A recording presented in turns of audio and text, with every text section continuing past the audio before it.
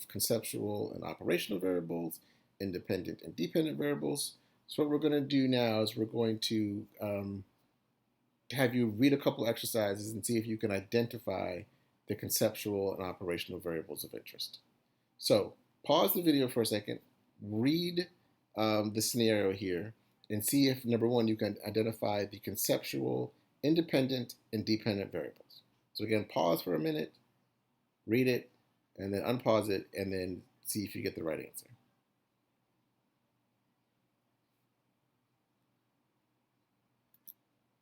Okay, so for this first example, the conceptual independent variable is the drug.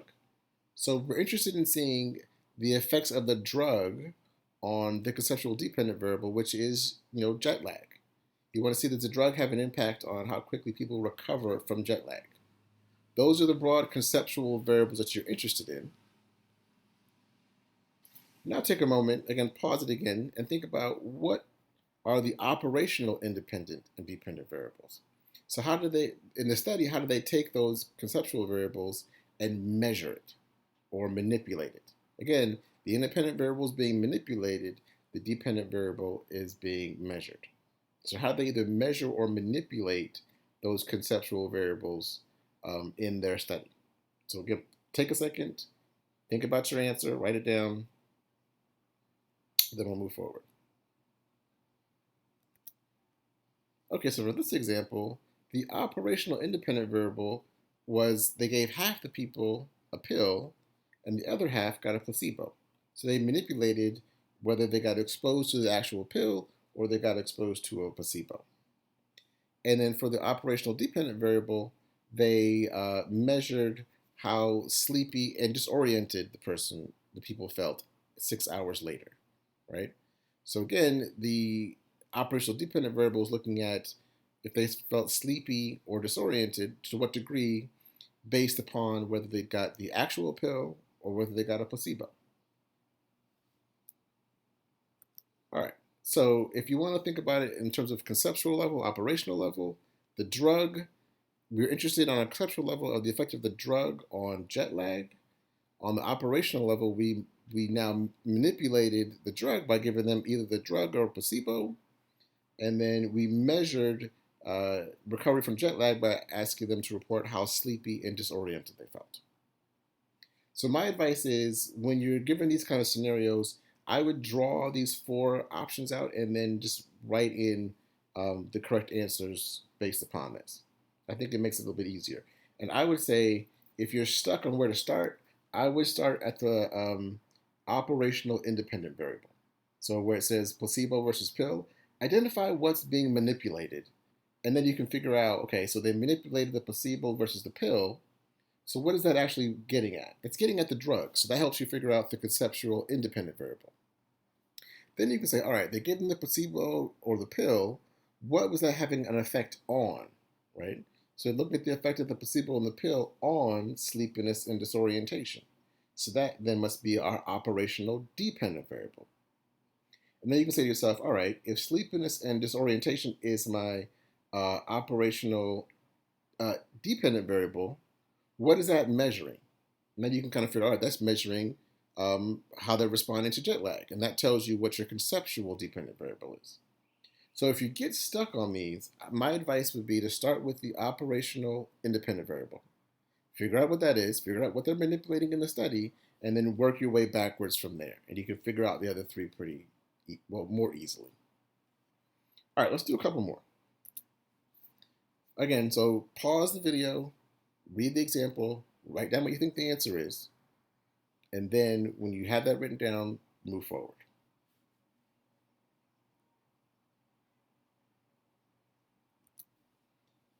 So our conceptual independent variable here is music, right? Because they want to look at the effect of music on the conceptual dependent variable, which is aggression. So it's very clear. They want to look at the effects of music on aggression. So those are conceptual independent and dependent variables. All right, pause the video again. Identify the operational independent and dependent variables.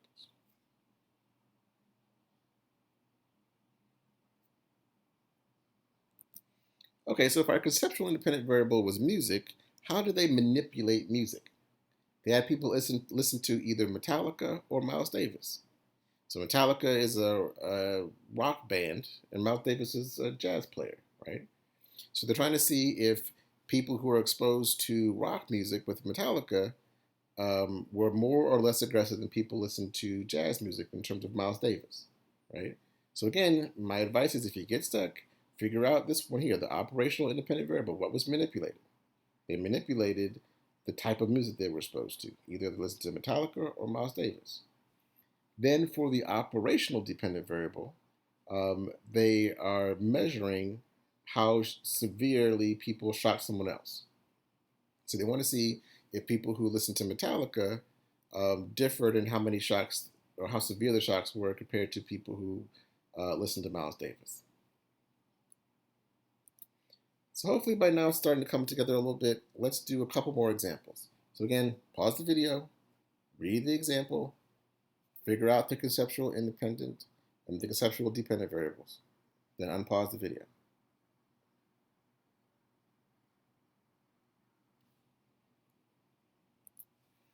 Okay, so for this example, the conceptual independent variable is mood, right? So again, they're looking at the effects of positive, negative mood on helping. So they're looking at the effects of mood on the conceptual dependent variable of helping. So now take a moment, again, pause the video, identify how are they manipulating mood and how are they measuring helping behavior. So write that down and see if you can get this correct. All right, so they manipulated mood by having them either win $100, put you in a good mood, a positive mood, or lose $100, which would put you in a more negative mood, right? So they're manipulating mood by either having them win money or lose money. And then they operationalize their willingness to help someone else by having them ask how much time they're willing to commit tutoring underprivileged kids, right? So they could have come up with a different way of getting at helping, but they decided to look at whether people would be willing to volunteer to help tutor underprivileged kids. Okay, so again, if you get stuck and you don't know how to start with the operational independent variable. What is being manipulated? They manipulated whether people won or lost money, and that's getting at mood. They're either putting you in a good mood by winning money or a bad mood by losing money. And then once you figure out the operational independent variable, you can work yourself backwards and figure out the other three. At least that's my advice. You can do it another way if you want. I find this to be the easiest way for students to figure out how to get the right answer. All right, so we have two more. All right, so pause the video again, read this example, figure out the conceptual independent and conceptual dependent variables.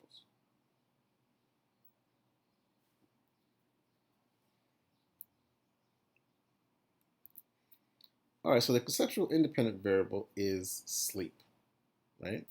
Because they're looking at the effects of sleep on driving ability. The conceptual dependent variable is driving ability. That's what they think is going to be impacted by sleep, right? Now, pause the video and figure out what the operational independent and operational dependent variables are.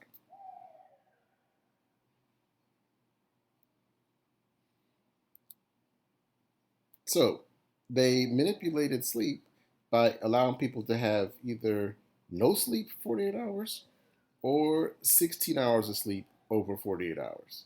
So basically they get, a normal amount of rest or they get no rest.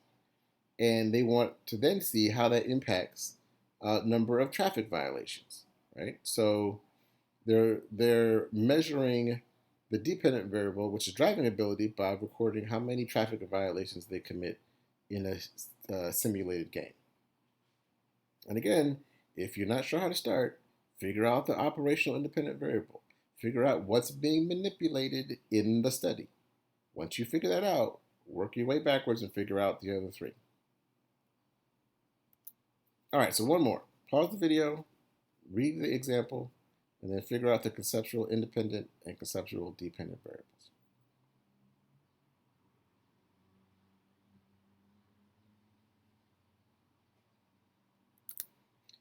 All right, so the conceptual independent variable is coffee, right? Let's look at the effects of coffee consumption on the conceptual dependent variable of anxiety, okay?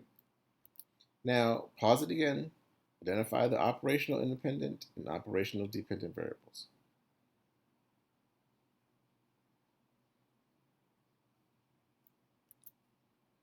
So they manipulated coffee consumption by having people drink either 2 cups of caffeine or 2 cups of decaf, right? So one group got the caffeine, one group got decaf.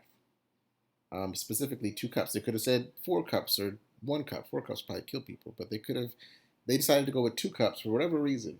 They are operationalizing it with 2 cups versus 1 cup versus 3 cups. And then they want to look at the effect of 2 cups of caffeine or 2 cups of decaf on self-reported anxiety. So the people who had 2 cups of caffeine, are they reporting more or less anxiety than people who had 2 cups of decaf? I'm going to say it one more time. If you're stuck, start with the operational independent variable. Identify what they're manipulating in the study. They manipulated whether people got 2 cups of caffeine or 2 cups of decaf. Once you've identified that, you can work your way backwards and figure out the other three. Okay, so that's the end of the lecture for today. But I have posted a couple of exercises on Blackboard to kind of help you understand operational, conceptual, independent, and dependent variables. I recommend that you go through those exercises.